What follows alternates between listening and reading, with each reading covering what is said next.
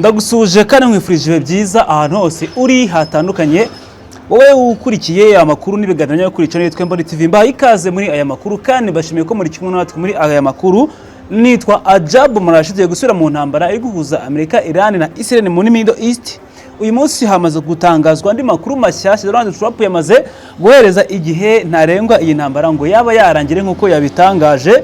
Uyu munsi yavuze ko agiye kuri bishoboka byose kugira ngo intambara ya Iran ikomeje kubahuza abe yashyira ku musozo, ndetse yahaye iminsi itarenze 60 nkuko yabitangaje.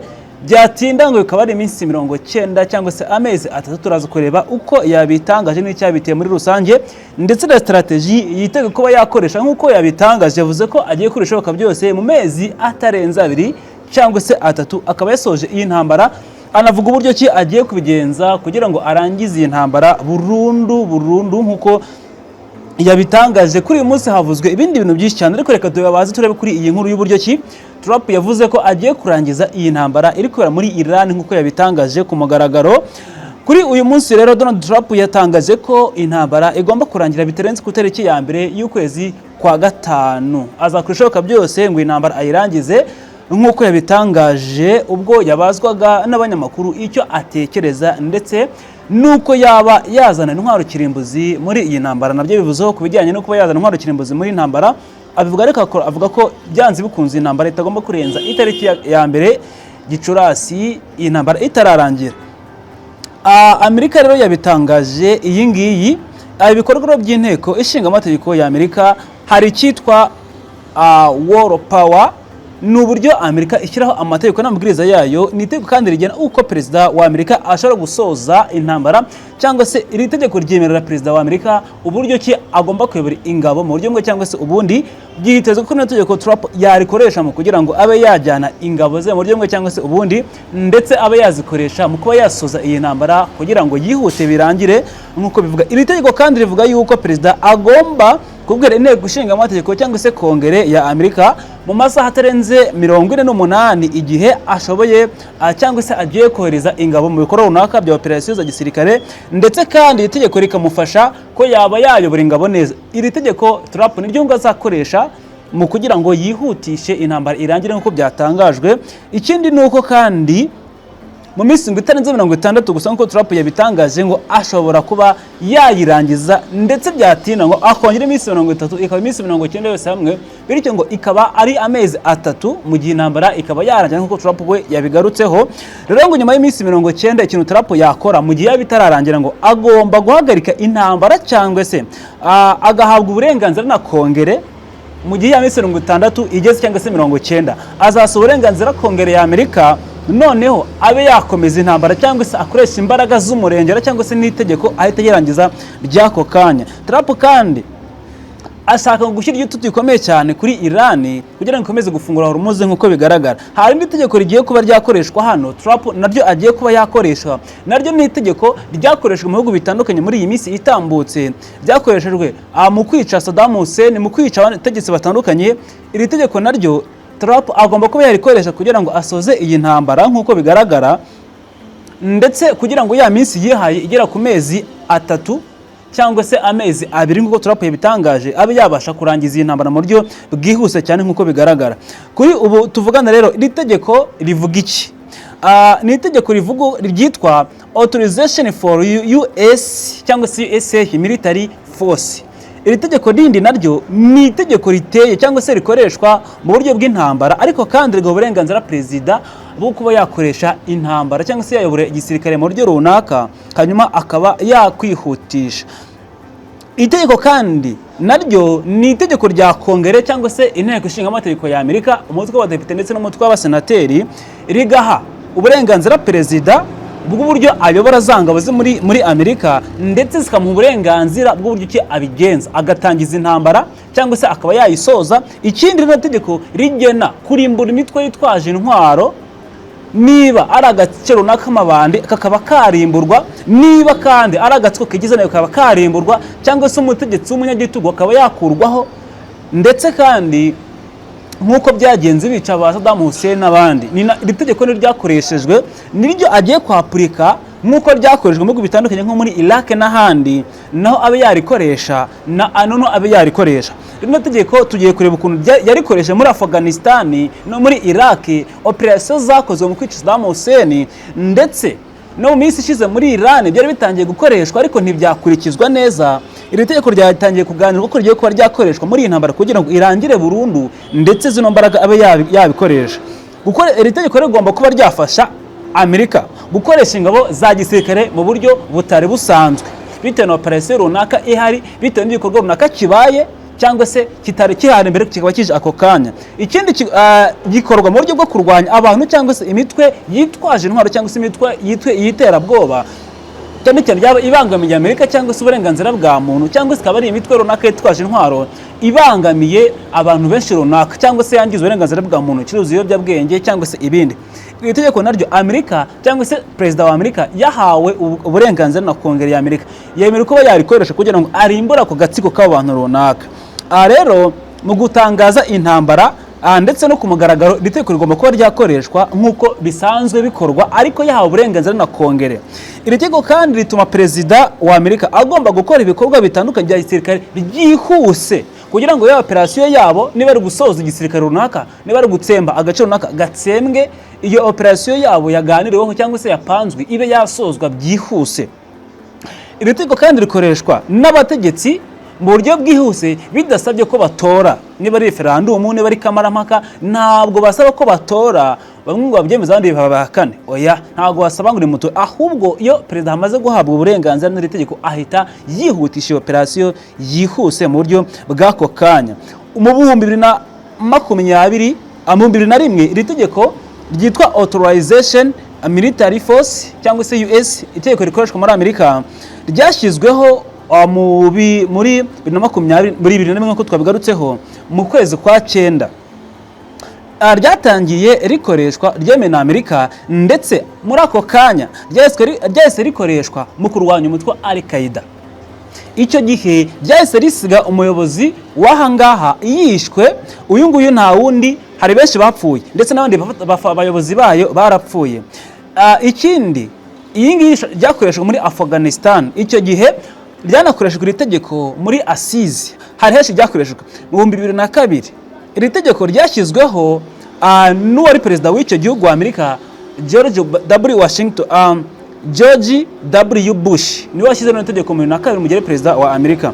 Yarishyizeho agamije gukura ubutegetsi bwa Saddam Hussein muri Iraq.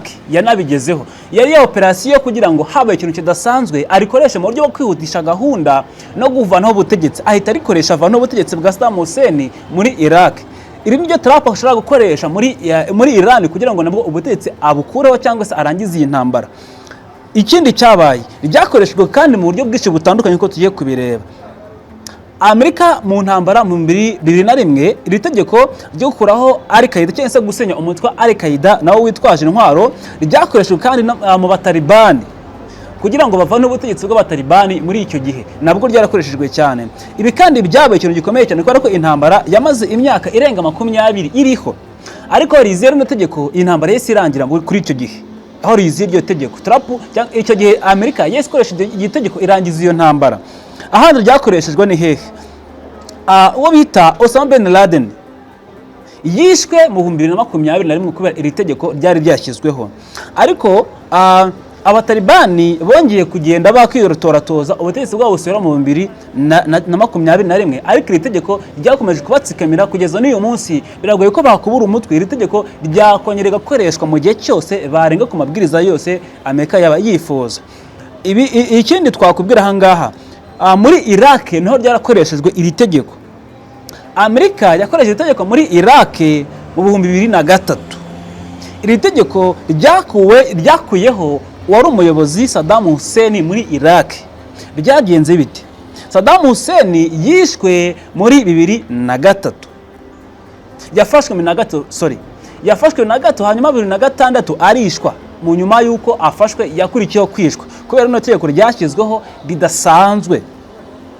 igihugu cyinjiye mu mvururu nyinshi cyane, ariko n'ubundi baza kurangiza imvururu kuko rino tegeko ryahaga uburenganzira perezida wo muri Amerika gusoza intambara byihuse, kuyobora abasirikare byihuse, ndetse agakoresha ingabo za Amerika mu buryo budasanzwe agamije gusoza intambara no kuyirangiza mu buryo butari busanzwe muri Amerika nk'uko byagenze.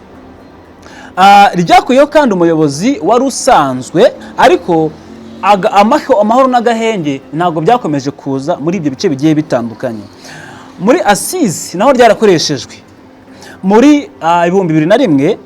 Amerika yakoresheje muri Asizi naryo itegeko rikoresheje kubera ko Amerika yakoresheje ibitero by'indege ndetse irushaho gukora operasiyo yazo yari yapanze kugira ngo igere ku ntego zayo nk'uko yari yabitangaza. Yafashe ingabo zayo izijyana mu buryo budasanzwe kugira ngo ikemure ikibazo cyari gihari muri icyo gihe. Asizi yatsinzwe ku butaka mu 2019, ariko igerageza kuba yakomeza gukuraho iterabwoba. Amerika niko yabishaka, kurimbura iterabwoba muri icyo gihe kugira ngo ibintu bigende neza ndetse imitwe yitwaje muri icyo gihe ibe yakurwaho.